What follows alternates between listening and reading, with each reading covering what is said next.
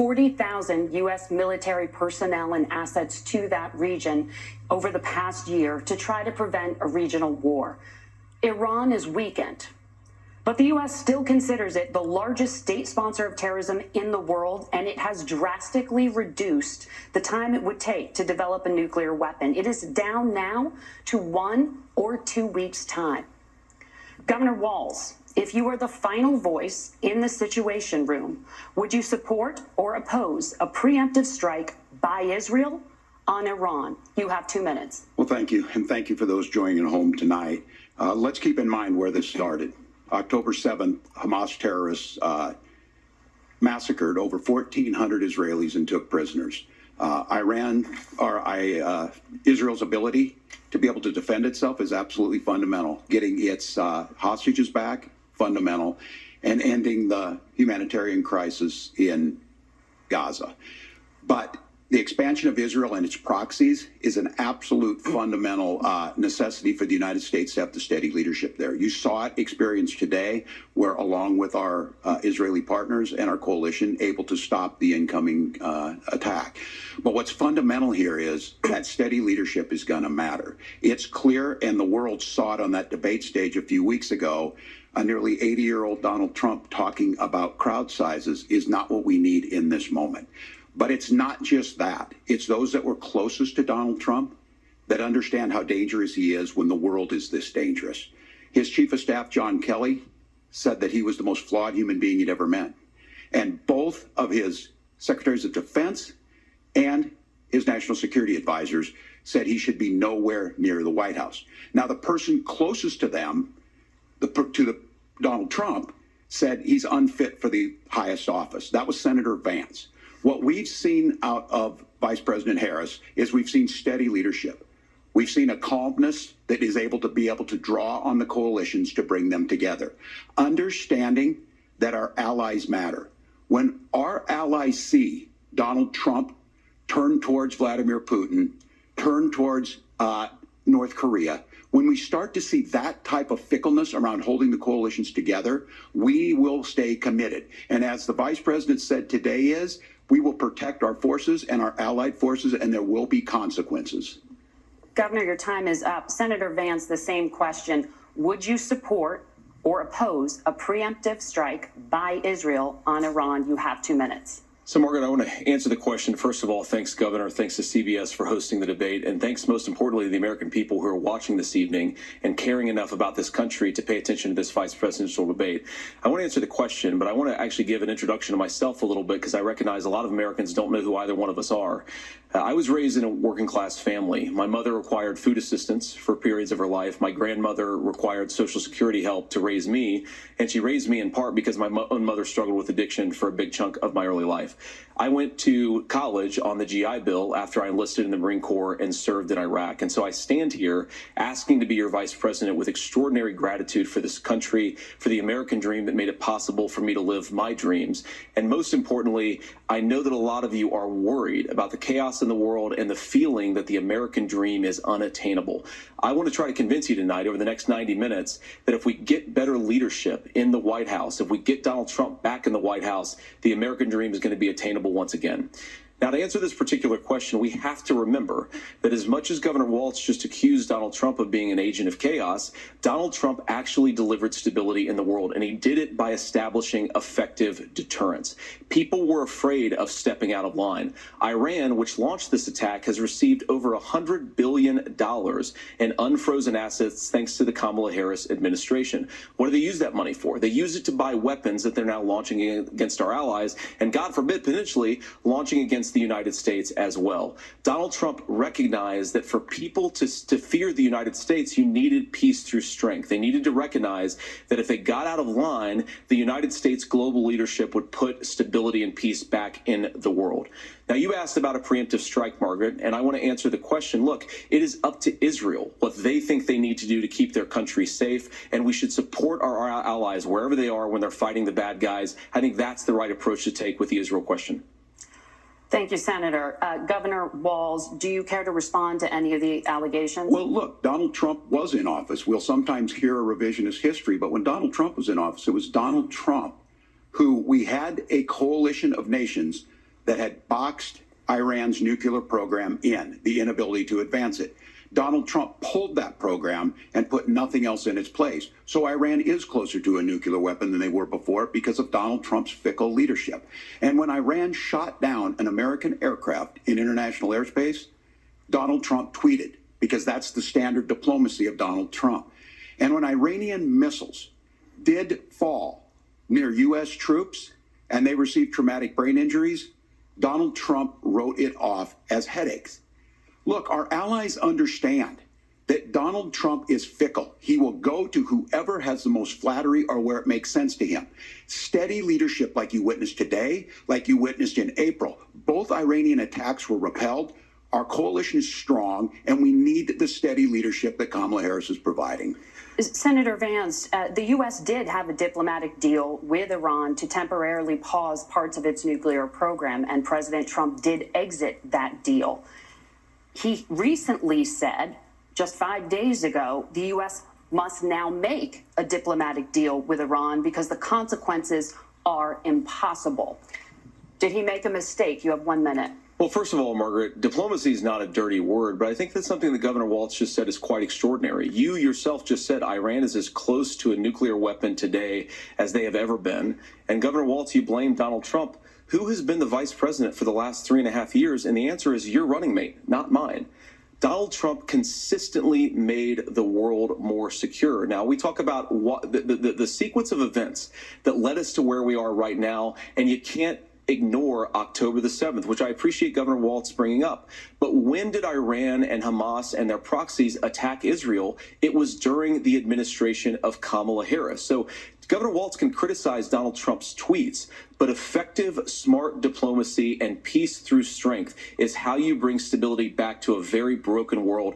Donald Trump has already done it once before. Ask yourself at home, when was the last time, I'm 40 years old, when was the last time that an American president didn't have a major conflict break out? The only answer is during the 4 years that Donald Trump was president.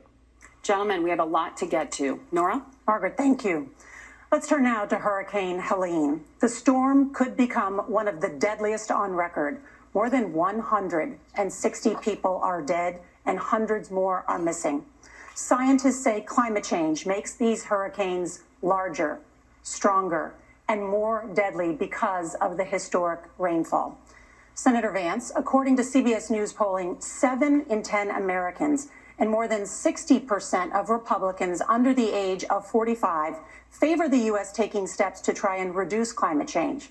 Senator, what responsibility would the Trump administration have to try and reduce the impact of climate change? I'll give you 2 minutes. Sure. So first of all, let's start with the hurricane because it's an unbelievable, unspeakable human tragedy. I just saw today actually a photograph of 2 grandparents on a roof with a 6-year-old child, and it was the last photograph ever taken of them because the roof collapsed and those innocent people lost their lives. And I'm sure Governor Walz joins me in saying our hearts go out to those innocent people, our prayers go out to them, and we want as robust and aggressive as a federal response as we can get to save as many lives as possible, and then of course afterwards to help the people in those communities rebuild. I mean, these are communities that I love. Some of them I know very personally in Appalachia, all across the Southeast. They need their government to do their job, and I commit that when Donald Trump is president again, the government will put the citizens of this country first when they suffer from a disaster.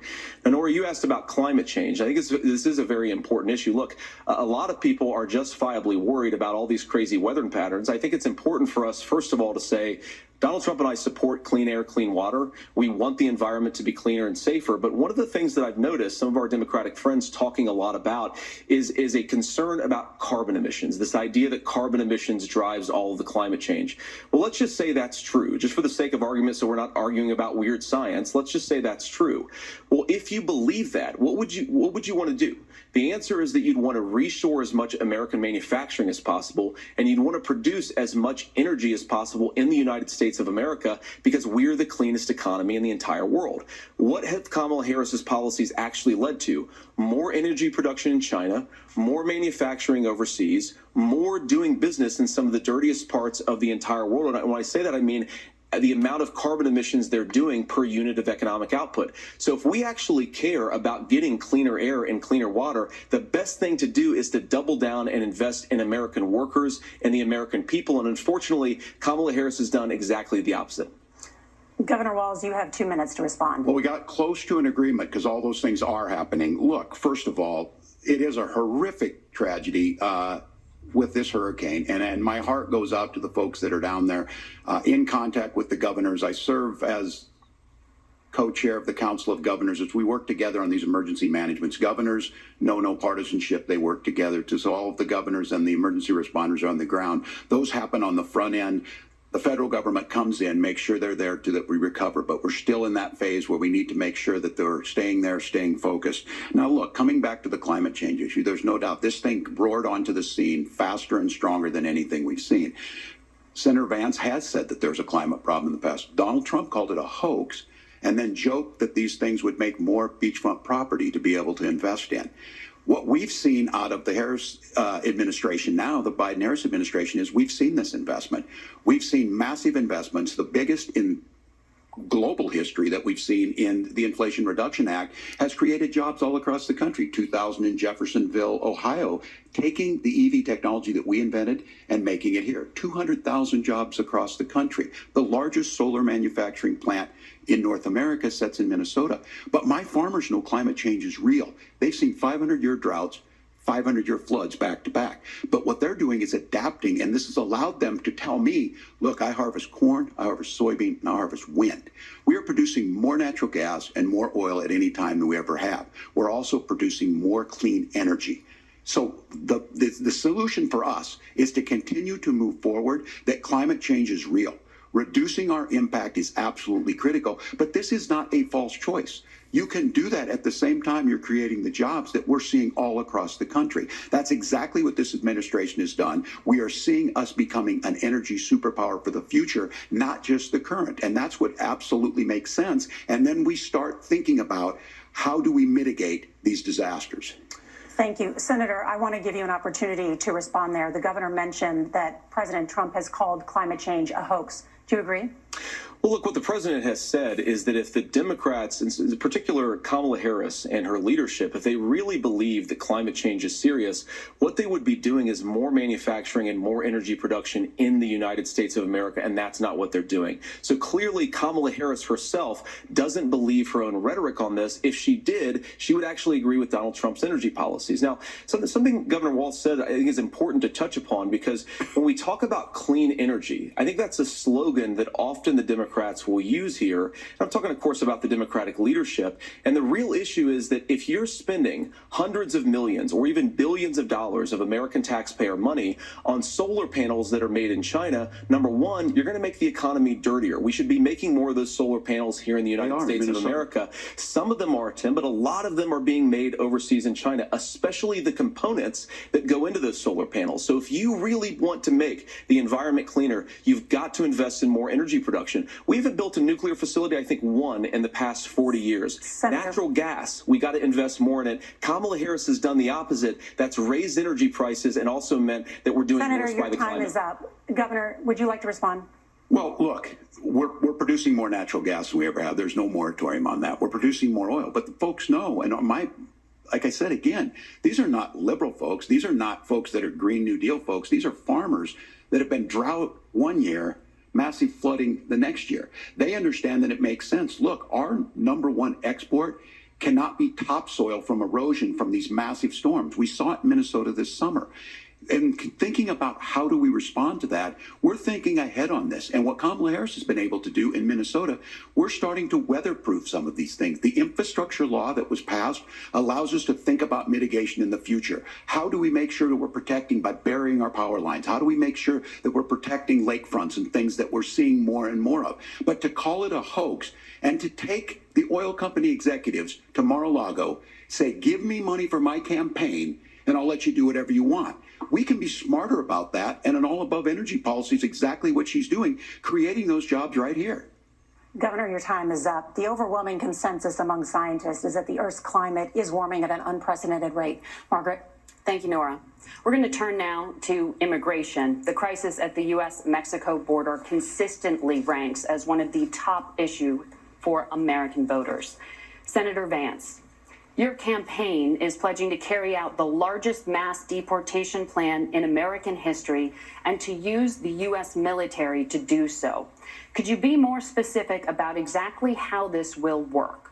For example, would you deport parents who have entered the U.S. illegally and separate them from any of their children who were born on U.S. soil? You have 2 minutes. So first of all, Margaret, before we talk about deportations, we have to stop the bleeding. We have a historic immigration crisis because Kamala Harris started and said that she wanted to undo all of Donald Trump's border policies. 94 executive orders suspending deportations, decriminalizing illegal aliens, massively increasing the asylum fraud that exists in our system. That has opened the floodgates. And what it's meant is that a lot of fentanyl is coming into our country. I had a mother who struggled with opioid addiction and has gotten clean. I don't want people who are struggling with addiction to be deprived of their second chance because Kamala Harris let in fentanyl into our communities at record levels. So you've got to stop the bleeding. You've got to re-implement Donald Trump's border policies, build the wall, re-implement deportations. And that gets me to your point, Margaret, about what do we actually do? So we've got 25 million illegal aliens who are here in the country. What do we do with them? I think the first thing that we do is we start with the criminal migrants. About 1 million of those people have committed some form of crime in addition to crossing the border illegally. I think you start with deportations on those folks. And then I think you make it harder for illegal aliens to undercut the wages of American workers. A lot of people will go home if they can't work for less than minimum wage in our own country. And by the way, that'll be really good for our workers who just want to earn a fair wage for doing a good day's work. And the final point, Margaret, is you ask about family separation. Right now in this country, Margaret, we have 320,000 children that the Department of Homeland Security has effectively lost. Some of them have been sex trafficked. Some of them hopefully are at homes with their families. Some of them have been used as drug trafficking mules. The real family separation policy in this country is unfortunately Kamala Harris's wide open southern border. And I'd ask my fellow Americans to remember when she came into office, she said she was going to do this. Real leadership would be saying, you know what, I screwed up. We're going to go back to Donald Trump's border policies. I wish that she would do that. It would be good for all of us. Governor, do you care to respond to any of those specific allegations, including that the vice president is, quote, letting in fentanyl and using kids as drug mules, among other things, regarding children? The drug mule is not true, but I will say about this, about the fentanyl, because this is a crisis of this, the opioid crisis. And the good news on this is the last 12 months saw the largest decrease in opioid deaths in our nation's history, 30% decrease in Ohio. But there's still more work to do. But let's go back to this on immigration. Kamala Harris was the attorney general of the largest state and a border state in California. She's the only person in this race who prosecuted transnational gangs for human trafficking and drug interventions. But look, we all want to solve this. Most of us want to solve this, and that is the United States Congress. That's the Border Patrol agents. That's the Chamber of Commerce. That's most Americans out here. That's why we had the fairest and the toughest bill on immigration that this nation's seen. It was crafted by a conservative senator from Oklahoma, James Lankford. I know him. He's super conservative, but he's a man of principle, wants to get it done. Democrats and Republicans worked on this piece of legislation. The Border Patrol said, this is what we need in here. These are the experts. And the Chamber of Commerce and the Wall Street Journal said, pass this thing. Kamala Harris helped get there. 1,500 new border agents, detection for drugs, DOJ money to speed up these the adjudications on this, just what America wants. But as soon as I was getting ready to pass and actually tackle this, Donald Trump said no, told them to vote against it because it gives him a campaign issue. It gives him what would Donald Trump talk about if we actually did some of these things? And they need to be done by the legislature. You can't just do this through the executive branch. So look, we have the options to do this. Donald Trump had 4 years. He had 4 years to do this. And he promised you, America, how easy it would be. I'll build you a big, beautiful wall, and Mexico will pay for it. Less than 2% of that wall got built, and Mexico didn't pay a dime. But here we are again, 9 years after he came down that escalator, dehumanizing people and telling them what he was going to do. As far as the deportation plan, at one point, Senator Vance said it was so unworkable to be laughable. So that's where we're at. Pass the bill, she'll sign it. Governor, your time is up. Senator, the question was, will you separate parents from their children, even if their kids are U.S. citizens? You have 1 minute. Margaret, my point is that we already have massive child separations thanks to Kamala Harris's open border. And I didn't accuse Kamala Harris of inviting drug mules. I said that she enabled the Mexican drug cartels to operate freely in this country. And we know that they use children as drug mules. And it is a disgrace, and it has to stop. Look, I think what Tim said just doesn't pass the smell test. For 3 years, Kamala Harris went out bragging that she was going to undo Donald Trump's border policy. She did exactly that. We had a record number of illegal crossings. We had a record number of fentanyl coming into our country. And now that she's running for president, or a few months before, she says that somehow she got religion and cared a lot about a piece of legislation.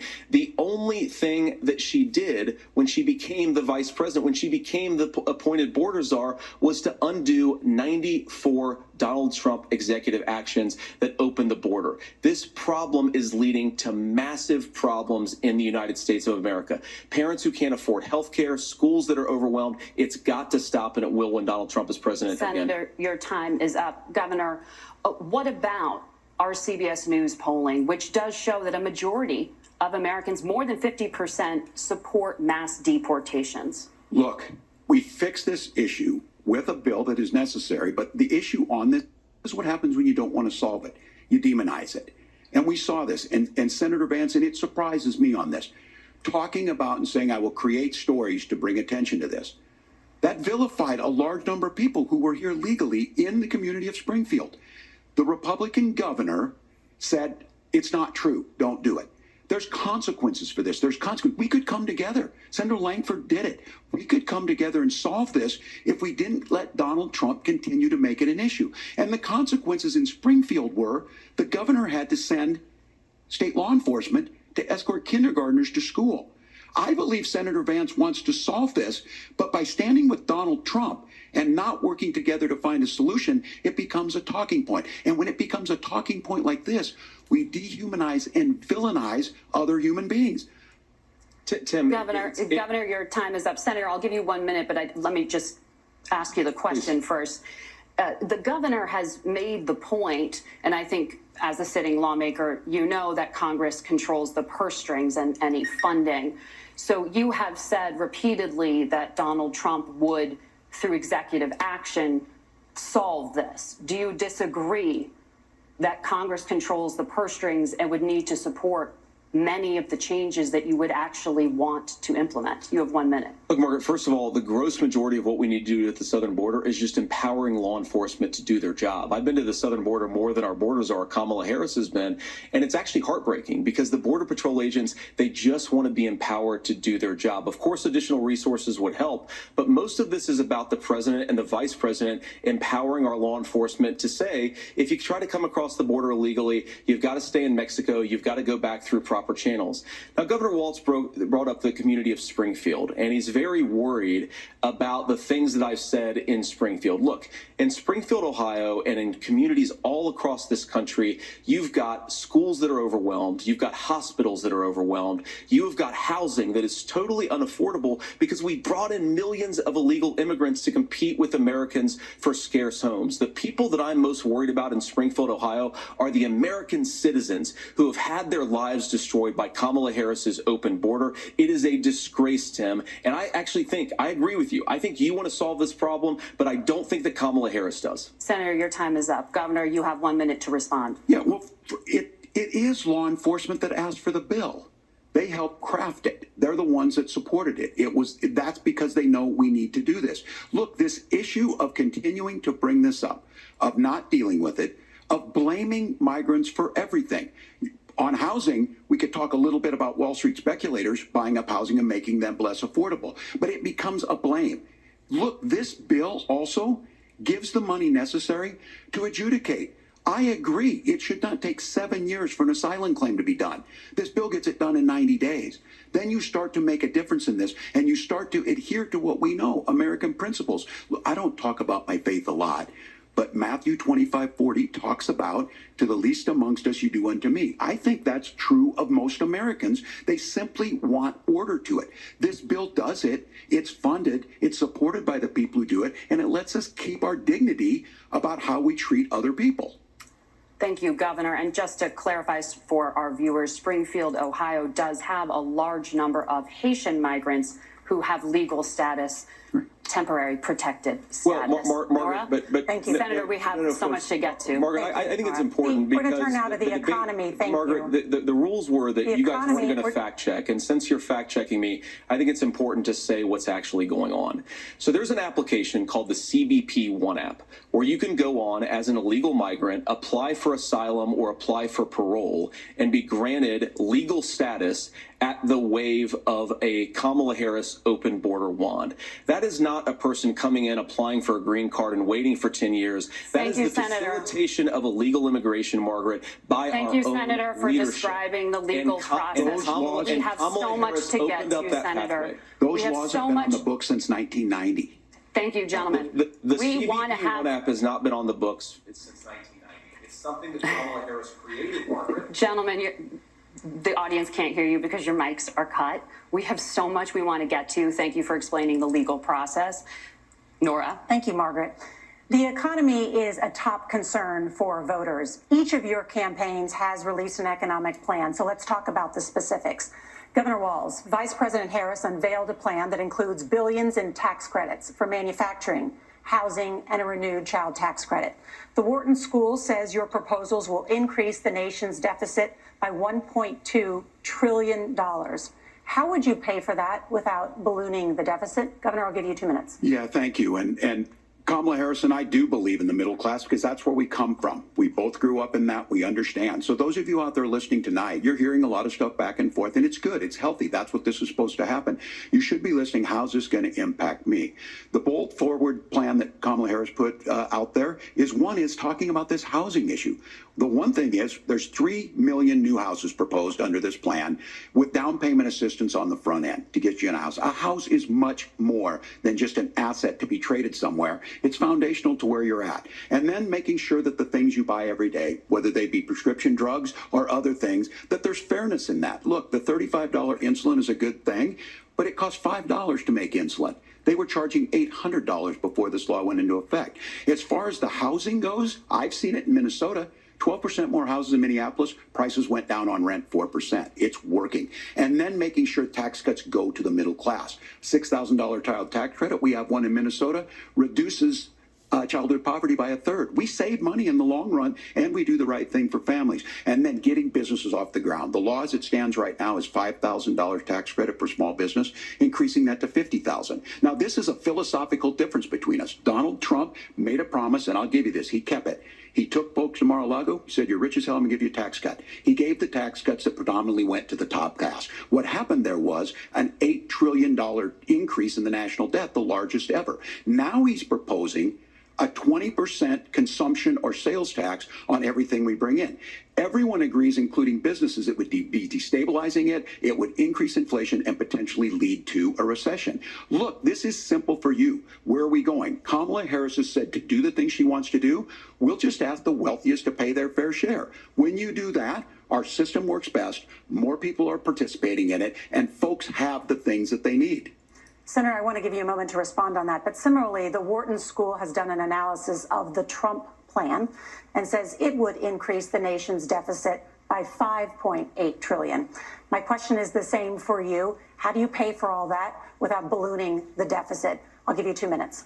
Well, first of all, you're going to hear a lot from Tim Walz this evening, and you just heard it in the answer, a lot of what Kamala Harris proposes to do, and some of it, I'll be honest with you, it even sounds pretty good. Here's what you won't hear, is that Kamala Harris has already done it. Because she's been the vice president for 3.5 years. She had the opportunity to enact all of these great policies, and what she's actually done instead is drive the cost of food higher by 25%, drive the cost of housing higher by about 60%, open the American southern border, and make middle-class life unaffordable for a large number of Americans. If Kamala Harris has such great plans for how to address middle-class problems, then she ought to do them now. Not when asking for a promotion, but in the job the American people gave her 3.5 years ago. And the fact that she isn't tells you a lot about how much you can trust her actual plans.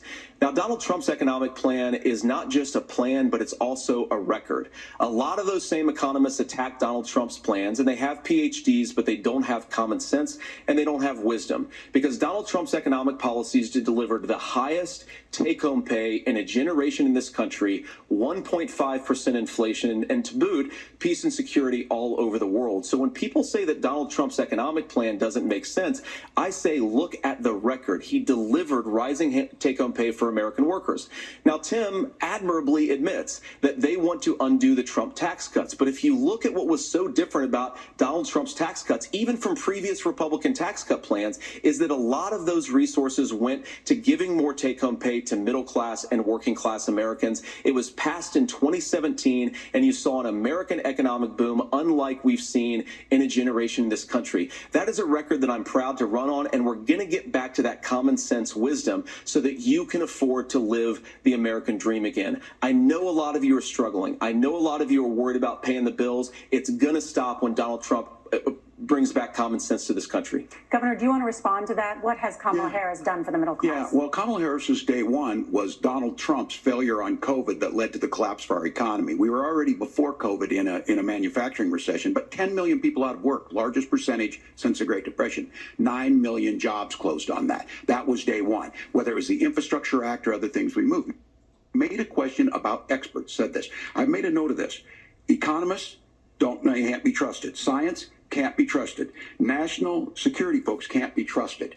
Look, if you're going to be president, you don't have all the answers. Donald Trump believes he does. My pro tip of the day is this. If you need heart surgery, listen to the people at the Mayo Clinic in Rochester, Minnesota, not Donald Trump. And the same thing goes with this. And I ask you out there, teachers, nurses, truck drivers, whatever, how is it fair that you're paying your taxes every year and Donald Trump hasn't paid any federal tax in the last 15 years? And the last year as president. That's what's wrong with the system. There's a way around it, and he's bragged about that. We're just asking for fairness in it, and that's all you want. You have a minute. Governor, you say trust the experts. But those same experts for 40 years said that if we shipped our manufacturing base off to China, we'd get cheaper goods. They lied about that. They said if we shipped our industrial base off to other countries, to Mexico and elsewhere, it would make the middle class stronger. They were wrong about that. We're wrong about the idea that if we made America less self-reliant, less productive in our own nation, that it would somehow make us better off, and they were wrong about it. And for the first time in a generation, Donald Trump had the wisdom and the courage to say to that bipartisan consensus, we're not doing it anymore. We're bringing American manufacturing back. We're unleashing American energy. We're going to make more of our own stuff. And this isn't just an economic issue. I mean, I've got 3 beautiful little kids at home, 7, 4, and 2, and I love them very much, and I hope they're in bed right now. But look, so many of the drugs, the pharmaceuticals that we put in the bodies of our children are manufactured by nations that hate us. This has to stop, and we're not going to stop it by listening to experts. We're going to stop it by listening to common sense wisdom, which is what Donald Trump governed on. Senator, your time is up. Governor Walz, can you address that? I mean, voters say they trust Donald Trump on the economy more. Why? If you're listening tonight and you want billionaires to get tax cuts, you heard what the numbers were. Look, I'm a union guy on this. I'm not a guy who wanted to ship things overseas, but I understand that, look, we produce soybeans and corn. We need to have fair trading partners. That's something that we believe in. I think the thing that most concerns me on this is Donald Trump was the guy who created the largest trade deficit in American history with China. So the rhetoric is good. Much of what the senator said right there, I'm in agreement with him on this. I watched it happen too. I watched it to my communities, and we talked about that. But we had people undercutting the right to collectively bargain. We had right to work states made it more difficult. We had companies that were willing to ship it over, and we saw people profit. Folks that are venture capital in some cases, putting money into companies that were overseas. We're in agreement that we bring those home. The issue is Donald Trump is talking about it. Kamala Harris has a record, 250,000 more manufacturing jobs just out of the IRA. May I respond to that? Yes. So appreciate that. So if you notice, what Governor Walz just did is he said, first of all, Donald Trump has to listen to the experts. And then when he acknowledged that the experts screwed up, he said, well, Donald Trump didn't do nearly as good of a job as the No, statistics that's a show gross that he generalization. did. So what Tim Walz is doing, and I honestly, Tim, I think you got a tough job here, because you've got to play whack-a-mole. You've got to pretend that Donald Trump didn't deliver rising take-home pay, which of course he did. You've got to pretend that Donald Trump didn't deliver lower inflation, which of course he did. And then you simultaneously got to defend Kamala Harris's atrocious economic record, which has made gas, groceries, and housing unaffordable for American citizens. I was raised by a woman who would sometimes go into medical debt so that she could put food on the table in our household. I know what it's like to not be able to afford the things that you need to afford. We can do so much better. To all of you watching, we can get back to an America that's affordable again. We just got to get back to common sense economic principles. I hope we have a conversation on health care then. Senator, Governor. Please. Thank you. Margaret? We have a lot to get to ahead, gentlemen, on many topics. But right now, I want to talk about personal qualifications. The vice president is often the last voice the president hears before making consequential decisions. We want to ask you about your leadership qualities. Governor Walz, you said you were in Hong Kong during the deadly Tiananmen Square protests in the spring of 1989. But Minnesota Public Radio and other media outlets are reporting that you actually didn't travel to Asia until August of that year. Can you explain that discrepancy? Yeah, well, and to the folks out there who didn't get at the top of this, look, I grew up in small rural Nebraska, town of 400, town that you rode your bike with your buddies till the streetlights come on, and I'm proud of that service. I joined the National Guard at 17, worked on family farms, and then I used the GI Bill to become a teacher, passionate about it, a young teacher. My first year out, I got the opportunity in the summer of '89 to travel to China. 35 years ago, be able to do that. I came back home and then started a program to take young people there. We would take basketball teams, we would take baseball teams, we would take dancers, and we would go back and forth to China. The issue for that was to try and learn. Now look, my community knows who I am. They saw where I was at.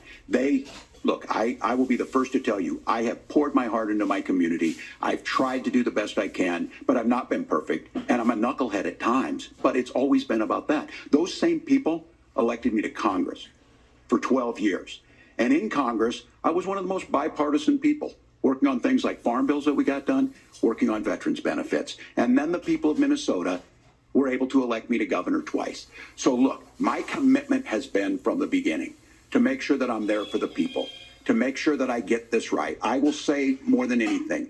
Many times I will talk a lot. I will get caught up in the rhetoric. But being there, the impact it made, the difference it made in my life, I learned a lot about China. I hear the critiques of this. I would make the case that Donald Trump should have come on one of those trips with us. I guarantee you he wouldn't be praising Xi Jinping about COVID. And I guarantee you he wouldn't start a trade war that he ends up losing. So this is about trying to understand the world. It's about trying to do the best you can for your community. And then it's putting yourself out there and letting your folks understand what it is. My commitment, whether it be through teaching, which I was good at, or whether it was being a good soldier or was being a good member of Congress, those are the things that I think are the values that people care about. Governor, just to follow up on that, the question was, can you explain the discrepancy? All I said on this was I got there that summer and misspoke on this. So I will just, that's what I've said. So I was in Hong Kong and China during the democracy protests went in. And from that, I learned a lot of what needed to be in governance. Thank you, Governor. Senator Vance, in 2016, you called your running mate, Donald Trump, unfit for the nation's highest office, and you said he could be America's Hitler. I know you've been asked many times, and you've said you regret those comments and explained you then voted for Donald Trump in 2020. But the Washington Post reported new messages last week in which you also disparaged Trump's economic record while he was president, writing to someone in 2020, quote, Trump thoroughly failed to deliver his economic populism. You're now his running mate, and you've shifted many of your policy stances to align with his. If you become vice president, why should Americans trust that you will give Donald Trump the advice he needs to hear and not just the advice he wants to hear? You have 2 minutes. Well, first of all, Margaret, because I've always been open. And sometimes, of course, I've disagreed with the president, but I've also been extremely open about the fact that I was wrong about Donald Trump. I was wrong, first of all, because I believed some of the media stories that turned out to be dishonest fabrications of his record. But most importantly, Donald Trump delivered for the American people. Rising wages, rising take-home pay, an economy that worked for normal Americans, a secure southern border, a lot of things, frankly, that I didn't think he'd be able to deliver on. And yeah, when you screw up, when you misspeak, when you get something wrong and you change your mind, you ought to be honest with the American people about it. It's one of the reasons, Margaret, why I've done so many interviews is because I think it's important to actually explain to the American people where I come down on the issues and what changed. Now, you pointed out the messages from 2020. Margaret, I've been extremely consistent that I think there were a lot of things that we could have done better in the Trump administration the first round if Congress was doing its job. I strongly believe, and I've been a United States Senator, that Congress is not just a high-class debating society. It's not just a forum for senators and congressmen to whine about problems. It's a forum to govern. So there were a lot of things on the border, on tariffs, for example, where I think that we could have done so much more if the Republican Congress and the Democrats in Congress had been a little bit better about how they govern the country. They were so obsessed with impeaching Donald Trump, they couldn't actually govern. And I want to talk about this tariff issue in particular, Margaret, because Tim just accused this of being a national sales tax. Look, the one thing, and you're probably surprised to hear me praising Joe Biden, but the one thing that Joe Biden did is he continued some of the Trump tariffs that protected American manufacturing jobs. And it's the one issue, the most pro-worker part of the Biden administration, it's the one issue where Kamala Harris has run away from Joe Biden's record. Think about this. If you're trying to employ slave laborers in China at $3 a day, you're going to do that and undercut the wages of American workers unless our country stands up for itself and says you're not accessing our markets unless you're paying middle-class Americans a fair wage. Senator, your time is up. Nora? Thank you. Now to the issue of reproductive rights. Governor Walz, after Roe versus Wade was overturned, you signed a bill into law that made Minnesota one of the least restrictive states in the nation when it comes to abortion. Former President Trump said in the last debate that you believe abortion, quote, in the 9th month is absolutely fine. Yes or no? Is that what you support? I'll give you 2 minutes. That's not what the bill says, but look, this issue is what's on everyone's mind. Donald Trump put this all into motion. He brags about how great it was that he put the judges in and overturned Roe versus Wade, 52 years of personal autonomy. And then he tells us, oh, we send it to the states. It's a beautiful thing. Amanda Zaworski would disagree with you on it's a beautiful thing. A young bride in Texas waiting for their child at 18 weeks. She has a complication, a tear in the membrane. She needs to go in. The medical care at that point needs to be decided by the doctor. And that would have been an abortion. But in Texas, that would have put them in legal jeopardy. She went home, got sepsis, nearly dies, and now she may have difficulty having children. Or in Kentucky, Hadley Duvall, a 12-year-old child raped and impregnated by her stepfather. Those are horrific. Now, when God asked about that, Senator Vance said 2 wrongs don't make a right. There is no right in this. So in Minnesota, what we did was restore Roe versus Wade. We made sure that we put women in charge of their health care. But look, this is not where, if you don't know Amanda or a Hadley, you soon will. Their Project 2025 is going to have a registry of pregnancies. It's going to make it more difficult, if not impossible, to get contraception and limit access, if not eliminate access to infertility treatments. For so many of you out there listening, me included, infertility treatments are why I have a child. That's nobody else's business, but those things are being proposed. And the catch-all on this is, well, the states will decide what's right for Texas might not be right for Washington. That's not how this works. This is basic human right. We have seen maternal mortality skyrocket in Texas, outpacing many other countries in the world. This is about health care. In Minnesota, we are ranked first in health care for a reason. We trust women. We trust doctors. Senator, do you want to respond to the governor's claim? Will you create a federal pregnancy monitoring agency? No, Nora, certainly we won't. And I want to talk about this issue because I know a lot of Americans care about it, and I know a lot of Americans don't agree with everything that I've ever said on this topic. And, you know, I grew up in a working class family in a neighborhood where I knew a lot of young women who had unplanned pregnancies and decided to terminate those pregnancies because they feel like they didn't have any other options. And, you know, one of them is actually very dear to me. And I know she's watching tonight, and I love you. And she told me something a couple years ago that she felt like if she hadn't had that abortion, that it would have destroyed her life because she was in an abusive relationship. And I think that what I take from that as a Republican who proudly wants to protect innocent life in this country, who proudly wants to protect the vulnerable, is that my party, we've got to do so much better of a job at earning the American people's trust back on this issue where they frankly just don't trust us. And I think that's one of the things that Donald Trump and I are endeavoring to do. I want us as a Republican Party to be pro-family in the fullest sense of the word. I want us to support fertility treatments. I want us to make it easier for moms to afford to have babies. I want it to make it easier for young families to afford a home so they can afford a place to raise that family. And I think there's so much that we can do on the public policy front just to give women more options. Now, of course, Donald Trump has been very clear that on the abortion policy specifically, that we have a big country and it's diverse. And California has a different viewpoint on this than Georgia. Georgia has a different viewpoint from Arizona. And the proper way to handle this, as messy as democracy sometimes is to let voters make these decisions, let the individual states make their abortion policy. And I think that's what makes the most sense in a very big, a very diverse, and let's be honest, sometimes a very, very messy and divided country.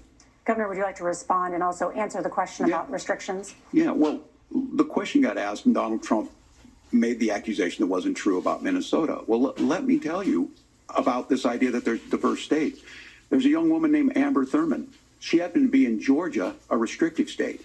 Because of that, she had to travel a long distance to North Carolina to try and get her care. Amber Thurman died in that journey back and forth. The fact of the matter is, how can we as a nation say that your life and your rights, as basic as the right to control your own body, is determined on geography? There's a very real chance had Amber Thurman lived in Minnesota, she would be alive today. That's why the restoration of Roe versus Wade. When you listen to Vice President Harris talk about this subject and you hear me talk about it, you hear us talking exactly the same. Donald Trump is trying to figure out how to get the political right of this. I agree with a lot of what Senator Vance said about what's happening. His running mate, though, does not, and that's the problem. Governor, your time is up. Senator, let me ask you about that. He mentioned, was, I think, referring to a national ban. In the past, you have supported a federal ban on abortion after 15 weeks. In fact, you said if someone can't support legislation like that, quote, you are making the United States the most barbaric pro-abortion regime anywhere in the entire world. My question is, why have you changed your position?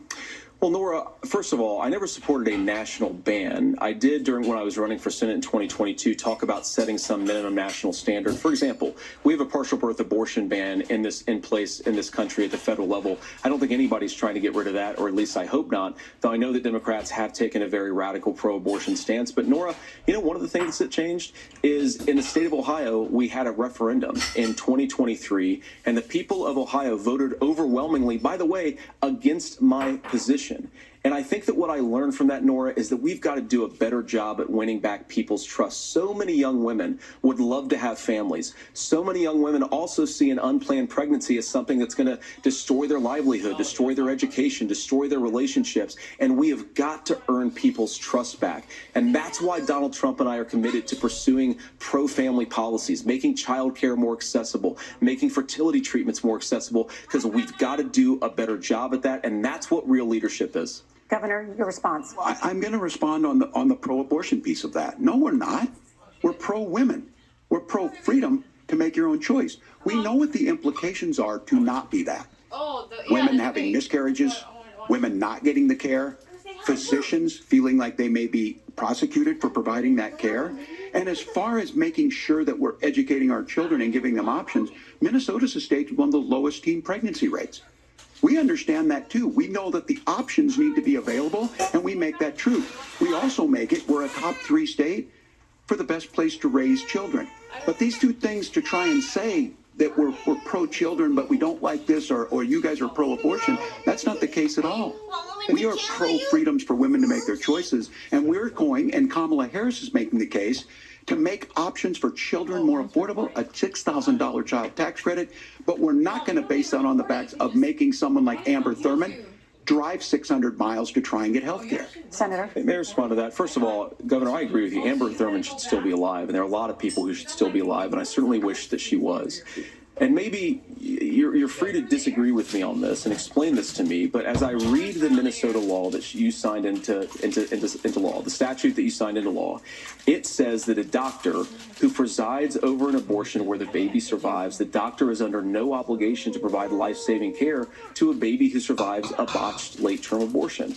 That is, I think, whether you're pro-choice or pro-abortion, that is fundamentally barbaric. And that's why I use that word, Nora, is because some of what we've seen. Do you want to force Catholic hospitals to perform abortions against their will? Because Kamala Harris has supported suing Catholic nuns to violate their freedom of conscience. We can be a big and diverse country where we respect people's freedom of conscience and make the country more pro-baby and pro-family. But please.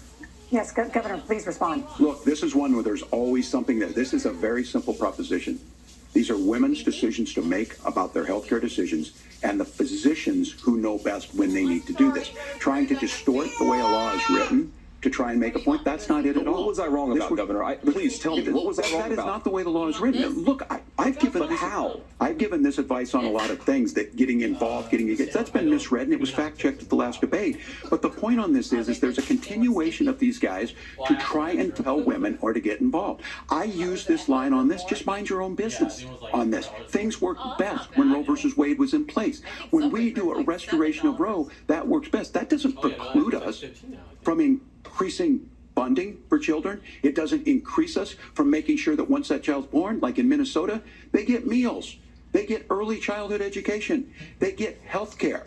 So the hiding behind we're going to do all these other things when you're not proposing them in your budget. Kamala Harris is proposing them. She's proposing all those things to make life easier for families. I asked a specific question, Governor. You gave me a slogan as a response. It's not the case. It's not true. That's not what the law says. So they fact-checked it with President Trump. Gentlemen, there's a lot to discuss. We have to move on, and we're going to be right back with much more of the CBS News Vice Presidential Debate in just a moment.